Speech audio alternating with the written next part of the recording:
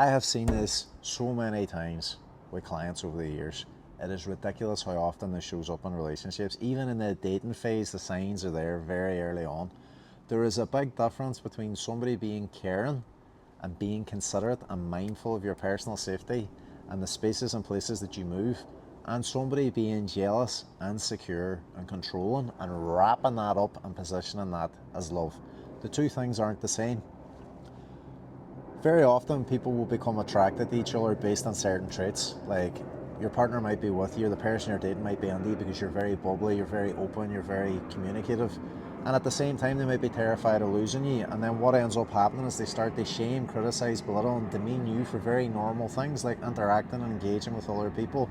Their insecurities get the better of them, they project that jealousy out, and then that starts to be used to justify some very, very dark, sinister and abusive behaviour.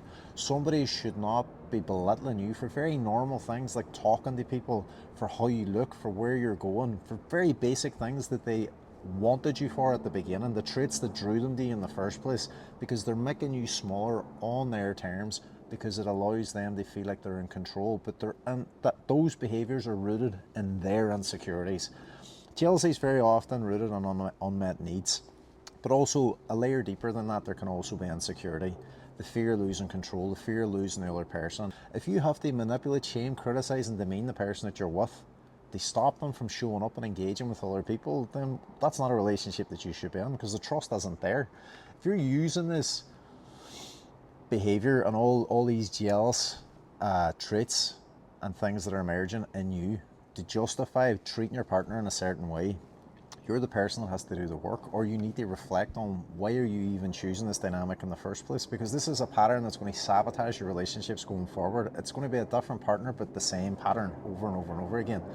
And if you're finding that you're in relationships with these kinds of partners and you're in the receiving end of it, then you need to recognize this is a standard that you're not going to accept for yourself going forward. You need to be with somebody that can be self-assured, that can be confident, that can be securely attached enough to be with you, to trust you, to actually create the space for your authentic self to come out, that actually trusts you in spaces and places around different people without having to be having a meltdown and panicking and then naming, shaming, criticizing, belittling and demeaning you because they think you're up to no good, because their insecurities got the better of them. Somebody going absolutely bananas because you had a conversation with somebody and they inferred a tone or they inferred a meaning that wasn't there is not a justification for letting their jealousy get out of control. What you allow is what will continue. And as I said, this is somebody trying to wrap up being caring and considerate as love, and it's not that. It becomes control, it becomes manipulative, and your zone of comfort and your sense of self will get smaller and smaller and smaller until it becomes suffocating. And that is not a standard that you can accept for yourself from any partner. If you're the person that's on this and you're trying to control and coerce and shape your partner into somebody that they're not, you're fighting a losing battle. You need to give up on that from the word go, because obviously there's some deeper rooted stuff you need to reflect on within yourself. And if you're the person that's in the receiving end of this, you have to recognize, why am I choosing this? If I'm not changing it, I'm choosing it. Either I have resonated with this partner, I've allowed this to happen, or I have found myself in this pattern, and this is something that's not for my highest good. It's affecting me, it's affecting my confidence. I'm not able to express myself freely, I'm not able to show up as my authentic self. Then this is not a dynamic that you should be in.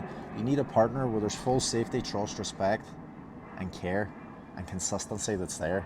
And obviously there's going to be context and nuance to some of these conversations, but jealousy, possessiveness can never be shown as love. It can't be. You can't start justifying that to reason away some really, really inappropriate behaviours. And the thing is, if this is overlooked, if this is ignored, the pattern becomes more and more noticeable, and I've seen it escalate, I've seen it get very violent, I've seen it get very out of control, and it is not something you should ever normalise or accept. If you're the person struggling with the jealousy and the insecurity, seek help or explore what's underneath it. Why is this surfacing? Why are you choosing this dynamic? Why are you choosing this person? And what is this bringing up in you? This could be your stuff that you're projecting out.